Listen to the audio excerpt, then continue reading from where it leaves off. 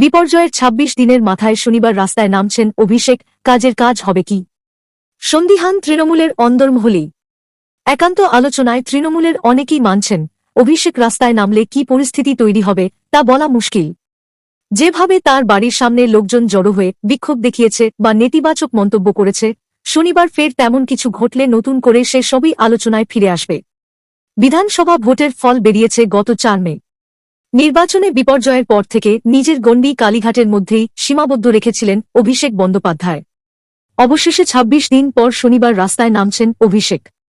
সোনারপুর দক্ষিণ এবং বেলেঘাটার ২ আক্রান্ত তৃণমূল কর্মীর পরিবারের সঙ্গে দেখা করতে যাবেন তিনি। অভিষেকের এই রাস্তায় নামার ফলে তৃণমূল কি আদৌ উজ্জীবিত হবে, নাকি তাকে ঘিরে বিক্ষোভ হলে নতুন করে ক্ষত তৈরি হবে মানসিকভাবে বিধ্বস্ত তৃণমূলে? আনুষ্ঠানিকভাবে অবশ্য তৃণমূল নেতারা বলছেন, অভিষেক রাস্তায় নামলে দল চাঙ্গা হবে। লোকসভায় তৃণমূলের সংসদীয় দলের মুখোশচেতক কল্যাণ বন্দ্যোপাধ্যায় বলেন, অবশ্যই অভিষেক নামলে দল উজ্জীবিত হবে।